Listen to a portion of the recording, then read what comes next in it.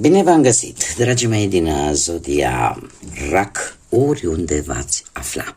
Bine ați venit tuturor pe canalul meu, Tarot Flor de Loto, numele meu este Nina și, ca de obicei, mă bucur să vă am alături la fiecare lectură. Azi vei face lectura generală pentru luna februarie, așa că, dragilor, toți cei care aveți soare, lună, Venus sau ascendentul în Zodia Rac, atunci această lectură este de asemenea și pentru voi. Desigur, dragii mei, ca de obicei vă spun, voi vă construiți propriul viitor, așa că vă rog din suflet să luați decât acele mesaje care rezonează cu voi, iar restul lăsați-le să zboare în univers, pentru că sigur sunt pentru alte energii, alte persoane care într-o mai mică sau mai mare măsură au o legătură cu Zodia Rac. Și așa cum v-am obișnuit, pentru cei care deja mă urmăriți de ceva vreme, vom scoate din acest minunat oracol al frunzelor de ceai câte o carte pentru fiecare săptămână a lunii februarie. Să vedem așa în linii mari, în linii generale, cam cum va fi luna lui februarie. Încă o carte, ia să vedem.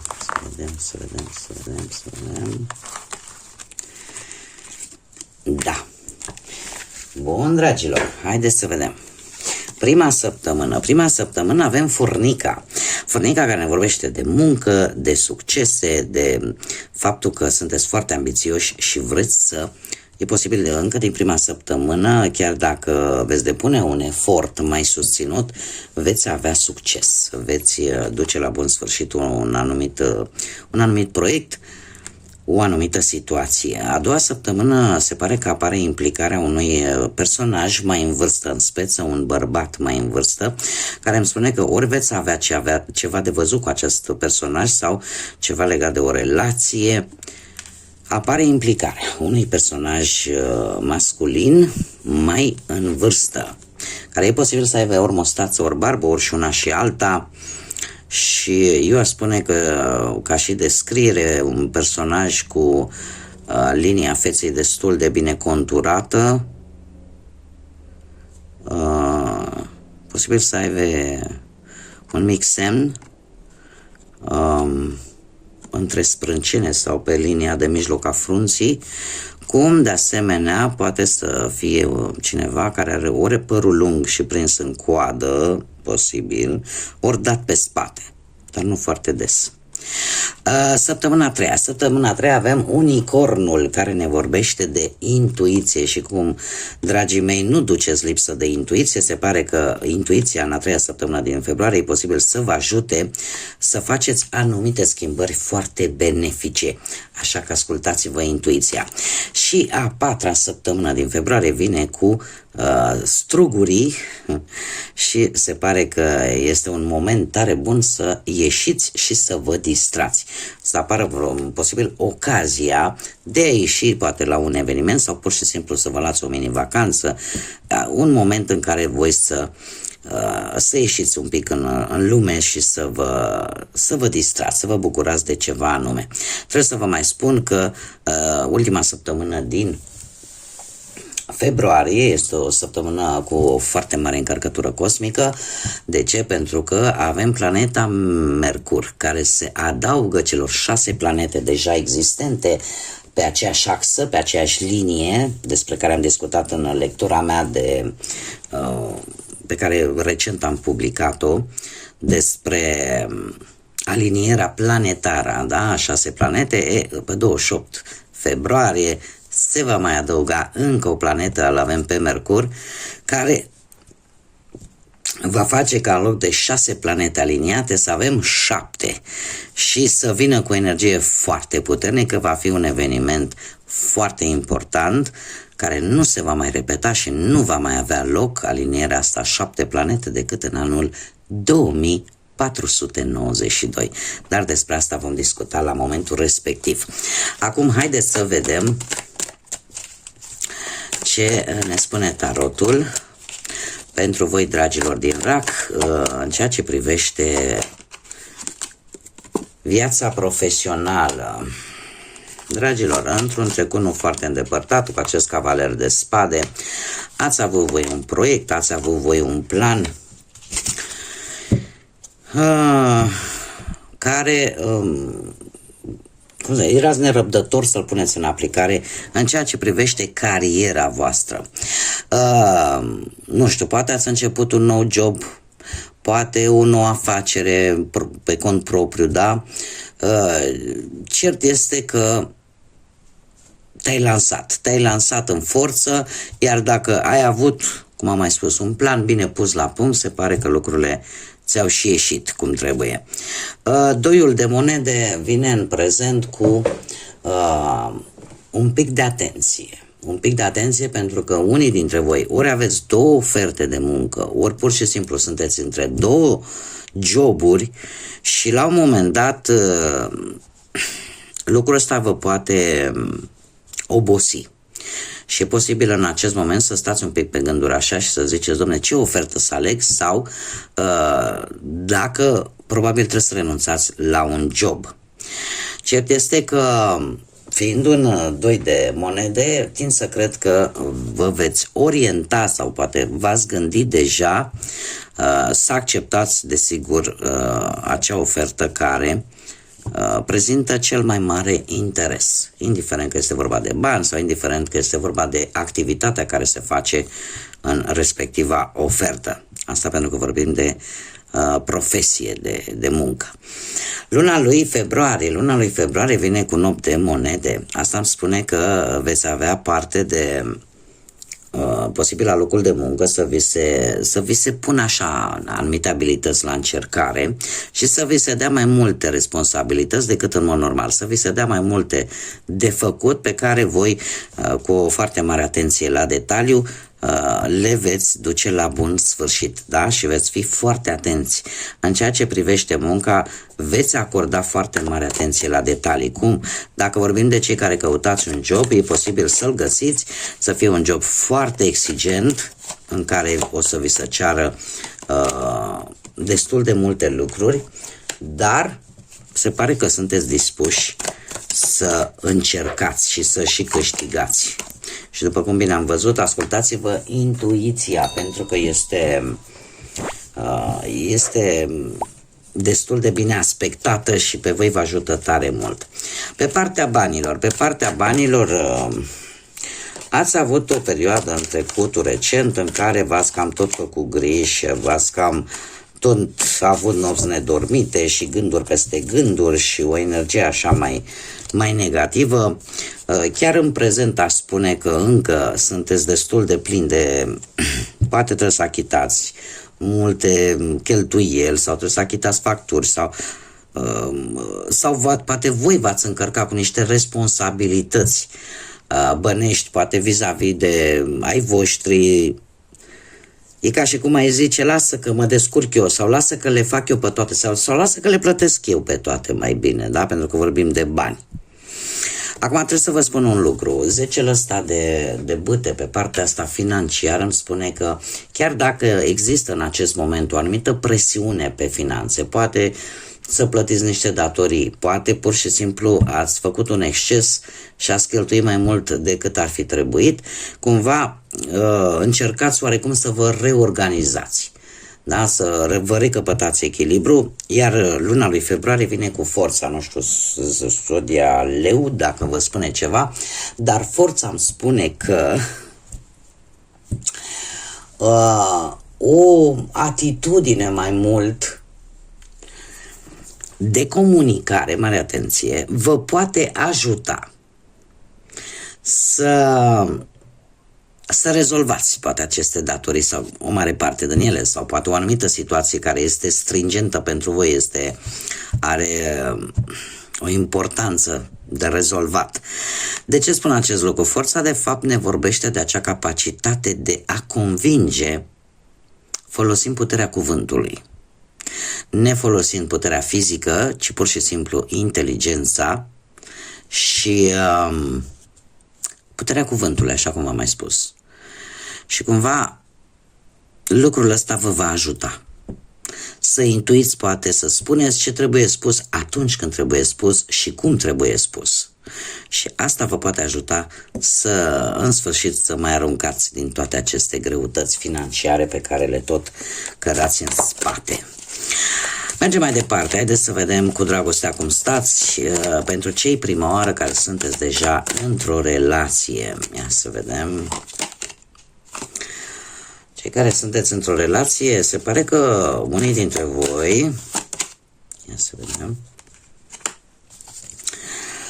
ați avut o perioadă în trecutul recent în care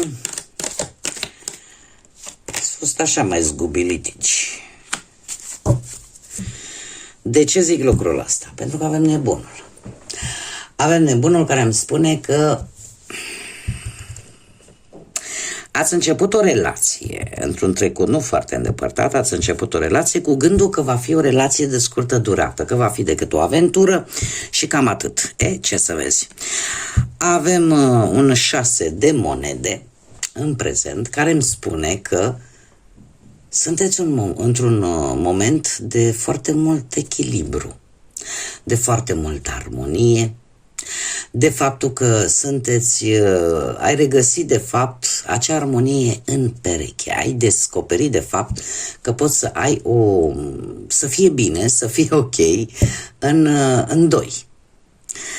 Nu știu dacă zodiile de apă vă spun ceva sau zodiile de pământ, zodiile de apă la fel ca și voi, Rac, Pești sau Scorpion, sau zodiile de pământ, mai precis zodia Taur, posibil. Cert este că de-a lungul lui februarie trebuie să vă spun că cu acest cavaler de cupe, care este mesagerul dragostei, lucrurile nu vor rămâne așa cum v-ați imagina voi. O simplă aventură, nu.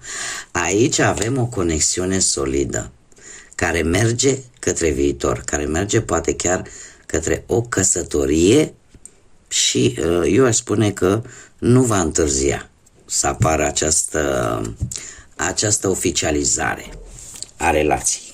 Așa că, știți cum e, nu aduce anul ce aduce ceasul și de multe ori nu e pentru cine se pregătește, e pentru cine se nimerește. Haideți să vedem. Pentru cei care sunteți singurei, poate în urma divorțului, a unei despărțiri, unei văduvii, sau poate chiar nu ați reușit voi cumva să vă găsiți perechea. Dragilor, ați traversat, se pare, într-un trecut nu foarte îndepărtat cu acest nou de bâte. Ați câștigat inima cuiva, dar cumva n-ați fost singurul. Aici au mai fost și au făcut apariția și alte personaje. În momentul de față v-ați luptat, este posibil să vă fi luptat pentru persoana de care voi sunteți interesați. De ce spun acest lucru? Pentru că în prezent avem soarele, zodia Leu, poate vă spune ceva, zodia Balanță, de asemenea poate vă spune ceva, sau Săgetător. În prezent cu soarele se pare că lucrurile sunt ok și voi redescoperiți sau redescoperiți iubirea. Redescoperiți optimismul, căldura sufletească, sentimentele curate. Iar în ceea ce privește luna lui februarie, pentru voi, dragilor, care sunteți burlăcei și burlăcițe, avem justiția care îmi spune că este cineva care e posibil să-și desfășoare activitatea în domeniul legal. Ori, nu știu, în vreun notariat, vreun birou de avocatură, ori pe la tribunal, ori pe la primărie, ori, în general, are un job care să aibă legătură ori cu instituții ale statului, ori cu instituții judecătorești, ori ceva pe acolo. Sau poate chiar cineva care trebuie să poarte o uniformă specifică. Da? Poate să fie și acest lucru. Cert este că, per general, așa, apare un echilibru. Apare un echilibru în viața voastră și de-a lungul lui februarie și cumva, nu știu de ce, dar aici avem o frază care spune așa: ia atât cât îți trebuie, plătește atât cât poți. Nu degeaba apare fraza asta aici. Așa că eu zic că ceva trebuie să vă spună această frază. Mergem mai departe, haideți să vedem care sunt datele importante pentru voi, dragilor. Și avem data de 8 februarie sau da, se repetă 8 zile. Sau poate 8 zile începând cu data de 8 februarie poate să fie, sau chiar peste 8 săptămâni. Orice tu ți-ai propus va începe să progreseze, va începe să dea rezultate. Și avem bineînțeles, luna care vă și este patroana voastră, este cel care vă ghidează și care mie îmi spune că